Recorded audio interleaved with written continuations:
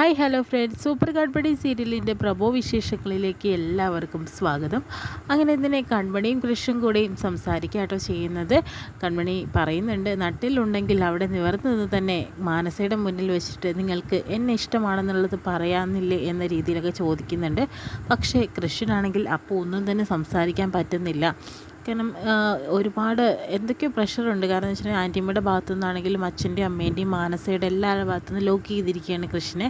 അത് നമുക്കറിയാലോ.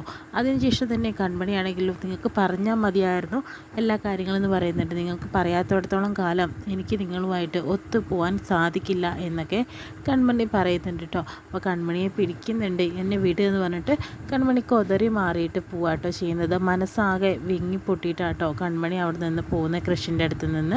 അങ്ങനെ തന്നെ പോയി മഹിയോട് കാര്യങ്ങളൊക്കെ പറയുന്നുണ്ട്. കൃഷ് എന്ത് ചെയ്യാനാ മഹി, ഞാൻ ആകെ ഒരു വല്ലാത്തൊരു അവസ്ഥയിലാണ് ഇന്നലെ മുതൽ. കാരണം എന്ന് വെച്ചിട്ടുണ്ടെങ്കിൽ അപ്രതീക്ഷിതമായിട്ട് തന്നെയാണ് മാനസ അങ്ങോട്ടേക്ക് വന്നത്.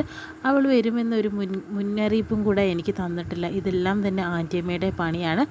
ആൻറ്റിയമ്മയാണ് പറഞ്ഞത്, അവളെ വിളിച്ചു വരുത്തിയതും കല്യാണ ഡേറ്റ് കുറിപ്പിച്ചതും അങ്ങനെയെല്ലാം. അതുപോലെ തന്നെ പുതിയ GMൻ്റെ പോസ്റ്റിലേക്ക് അവളെ കൊണ്ടുവരാനും അവൾക്ക് കൂടുതൽ അധികാരം കൊടുക്കാൻ എല്ലാം ആൻറ്റിയമ്മയാണ് കാരണം. അവളാണ് ഇപ്പോൾ അലിക ഭരിച്ചുകൊണ്ടിരിക്കുന്നതെന്ന മട്ടിലാണ് അവളുടെ നടത്തം. എല്ലാ സ്റ്റാഫിനോടും ഒരുമാതിരി വൃത്തികെട്ട രീതിയിലാണ് അവൾ പെരുമാറുന്നതെന്നൊക്കെ മഹിയോട് പറയുന്നുണ്ട്. എനിക്ക് അവളെ ഒട്ടും തന്നെ അക്സെപ്റ്റ് ചെയ്യാൻ സാധിക്കില്ല മഹി, എനിക്ക് അവളെ കല്യാണം കഴിക്കാൻ സാധിക്കില്ല, ഞാൻ എന്ത് ചെയ്യാനാണ് എന്നൊക്കെ പറയുന്നുണ്ട് കേട്ടോ. അപ്പോൾ മഹി പറയുന്നുണ്ട്, നിനക്ക് വേണ്ടെങ്കിൽ അതങ്ങ് ഒഴിവാക്ക്, എന്തിനാ, നിനക്ക് ഇഷ്ടപ്പെട്ട പെൺകുട്ടിയുമായിട്ട് നീ ജീവിക്കും കൃഷിയെന്ന് പറയുന്നുണ്ട്. അതിന് സാധിക്കുമെന്നറിയില്ല. മാത്രമല്ല ആൻറ്റിയമ്മയാണ് പറഞ്ഞിരിക്കുന്നത്, മാനസികമായിട്ടുള്ള കല്യാണം നടന്നിട്ടില്ലെങ്കിൽ ആത്മഹത്യ ചെയ്യുമെന്ന രീതിയിലൊക്കെ അവരെന്നെ വെല്ലുവിളിച്ചിരിക്കുകയാണ്. ഇപ്പം ഇനി ഞാൻ എന്താ ചെയ്യേണ്ടതെന്ന് എനിക്ക് അറിയില്ല എന്ന് പറയുന്നുണ്ട്. അതൊക്കെ നോക്കി നിന്നാൽ നിൻ്റെ ലൈഫ് പോകുമെന്നല്ലാണ്ട്, മാത്രമല്ല അവർ കുറേ കാലം ജീവിച്ചില്ലേ, ഇനി പോവുകയാണെങ്കിൽ അങ്ങ് പോട്ടേടാ, അതിനെക്കുറിച്ച് നീ ചിന്തിക്കേണ്ട കൃഷി എന്ന് പറയുന്നുണ്ട് കേട്ടോ. അങ്ങനെ മനസ്സിലൊരു ധൈര്യമൊക്കെ കിട്ടുക കേട്ടോ ചെയ്യുന്നത്. കൃഷ്ണന് കൺമണിയോട് ഉള്ള ഇഷ്ടം ഒരിക്കലും തന്നെ അറ്റുപോകാതിരിക്കാൻ വേണ്ടിയിട്ട്. അതിനുശേഷം തന്നെ മാനസയാണെങ്കിലോ ആൻറ്റിയമ്മയെ വിളിച്ച് കാര്യങ്ങൾ പറയുന്നുണ്ട്.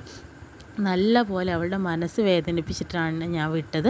ഇവിടെ നടന്നിട്ടുള്ള കാര്യങ്ങളെല്ലാം തന്നെ ആൻറ്റിയമ്മയോട് വിശദീകരിച്ച് തന്നെ അവിടേക്ക് നമ്മുടെ മാനസ വിളിച്ച് പറയുന്നുണ്ട് കേട്ടോ. അപ്പോൾ ആൻറ്റിയമ്മ പറയുന്നുണ്ട്, എനിക്കിതൊക്കെ കേട്ടിട്ട് നല്ല ത്രില്ലടിക്കുകയാണ് ചെയ്യുന്നത്. അങ്ങനെ തന്നെയാണ് അവൾക്ക് വേണ്ടത്. അവൾക്ക് വേണ്ട കാര്യങ്ങളെല്ലാം തന്നെ നീ കൊടുത്തു. ഇനി എന്തായാലും ഇനി അവൾ ഒരിക്കലും അലികയിൽ നിൽക്കാൻ ആഗ്രഹിക്കില്ല. കൃഷ്ണൻ്റെ മനസ്സിൽ നിന്നും ജീവിതത്തിൽ നിന്നും അവൾ ഒഴിഞ്ഞു പോകും. ഇനി എന്തായാലും നിനക്ക് കിട്ടിയ അവസരങ്ങളൊന്നും തന്നെ നീ പാഴാകരുത് മാനസ, അത് വേണ്ട പോലെ കൈകാര്യം ചെയ്യണം. ഇതിൽ കൂടുതലും ഞാനൊന്നും പറഞ്ഞു തരേണ്ട കാര്യമൊന്നും ഇല്ലല്ലോ എന്നൊക്കെ മനസ്സെ വിളിച്ചുകൊണ്ട് തന്നെ ആൻറ്റിയമ്മ പറഞ്ഞു കൊടുക്കുക കേട്ടോ. അവളൊക്കെ ഞാൻ ഏറ്റു, ഇനി അവൾ വിളിക്കുന്ന ദൈവങ്ങൾ പോലും അവളുടെ കൂടെ ഉണ്ടാവില്ല എന്നൊക്കെ പറഞ്ഞിട്ടുണ്ട്. അതിനുശേഷം തന്നെ വീണ്ടും കൺമണിയും കൃഷും കൂടെ വീണ്ടും കൺമണിയെ ഫോളോ ചെയ്തിട്ട് തന്നെ കൃഷി വരുന്നുണ്ട് കേട്ടോ. പക്ഷേ കൺമണിയാണെങ്കിലോ അമ്പലത്തിൽ പോയി പ്രാർത്ഥിക്കുന്നൊക്കെയുണ്ട്. പാവം നല്ല വിഷമമുണ്ട്, മാത്രമല്ല ശാരീരികമായിട്ട് വളരെ തളർന്നിരിക്കുകയാണ്.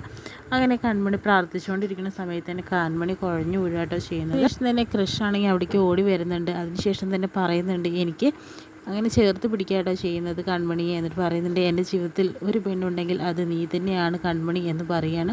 അങ്ങനെ കൺമണി കുഴഞ്ഞു വീഴുന്ന സമയത്ത് തന്നെ കൃഷി അവളെ എടുത്തുകൊണ്ട് തന്നെ ഹോസ്പിറ്റലിലേക്ക് പോവുക. കാരണം അവൾക്ക് ഒട്ടും വയ്യല്ലോ, പനിയാണല്ലോ. അത് കാരണം തന്നെ അവളുടെ ക്ഷീണം വിട്ടു മാറിയിട്ടില്ല. പെട്ടെന്ന് തന്നെയാണ് അലിയയിലേക്ക് ചെല്ലാനായിട്ട് പറഞ്ഞത്. അതുകൊണ്ട് തന്നെ വീണ്ടും തന്നെ അവളുടെ ആ ഒരു മാനസികാവസ്ഥയിൽ തന്നെ അവൾ അങ്ങോട്ടേക്ക് പോവാട്ടോ ചെയ്യുന്നത്. അങ്ങനെ തീരെ വയ്യാണ്ട് കൺമണി അവിടെ ബോധം കെട്ട് വീഴാണ്. കൃഷി അവളെയും കൊണ്ട് ഹോസ്പിറ്റലിലേക്ക് പോകുന്നതായിട്ടാണ് കേട്ടോ ഇന്നത്തെ പ്രമോ വിശേഷങ്ങൾ കാണിക്കുന്നത്. നല്ല ഒരു എപ്പിസോഡായിട്ട് നമുക്ക് വീണ്ടും കാണാം.